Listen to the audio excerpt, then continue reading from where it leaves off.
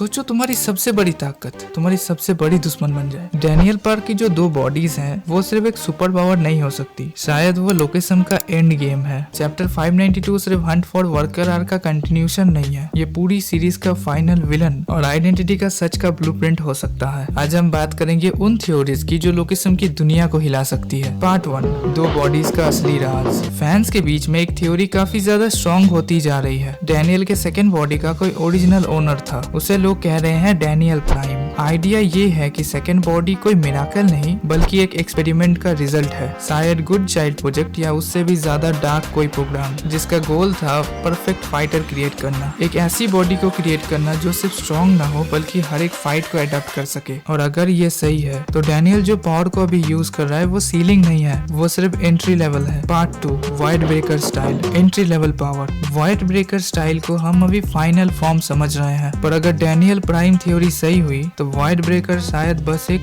Unlock की है। Daniel का सेकंड बॉडी अभी पूरी तरह जगी नहीं है। सोचो जब ओरिजिनल ओनर की मसल मेमोरी, कॉम्बैट इंस्टिंक्ट और रियल पर्पस एक्टिव होगा तब डैनियल का सबसे बड़ा एनिमी बाहर से नहीं आएगा, वो अंदर से आएगा। उस बॉडी का सच जो डैनियल की आइडेंटिटी को ही क्वेश्चन कर देगा। Part 3, final villain. लोकेशम का फाइनल विलन शायद कोई गैंग लीडर नहीं होगा, ना ही कोई सिंपल किंग। फाइनल विलन हो सकता है डैनियल के ओरिजिन का सच, एक ऐसा सच जो पूछेगा तुम कौन हो। ये सिर्फ एक बॉडी जो किसी और के लिए बनी थी। ये कॉन्फ्लिक्ट से फिजिकल नहीं होगा, ये होगा एग्जिस्टेंटल। पार्ट 4, रेन, लाइट और डार्कनेस का सिंबलिज्म। अब आते हैं चैप्टर 592 के एक साइलेंट डिटेल पर। बारिश नहीं हुई। लोकेशन में रेन रैंडम नहीं होता। Rain is equal to chaos, rain is equal to punishment, rain is equal to gun park. जब गन एक्टिव होता है दुनिया भाग जाती है। जेम्स ली को हमेशा लाइट के साथ दिखाया गया है, कॉन्फ्लिक्ट के एंड का सिंबल। चैप्टर 592 में एलाइड कन्वर्जेंस के टाइम रेन ना होना शायद दिखाता है जेम्स ली का इन्फ्लुएंस बढ़ रहा है, या फिर ये सिर्फ एक टेम्पोररी काम है। पार्ट 5, काम बिफोर द फाइनल स्टॉर्म। क्योंकि लोकेशन में स्टॉर्म बिना वार्निंग के नहीं आता, अगला स्टॉर्म शायद चार्ल्स सोय के रिटर्न के साथ या कीटे किम के इंटरवेंशन के साथ। क्योंकि तुम्हें ही पता है पहले ही किसी ने बुला दिया है,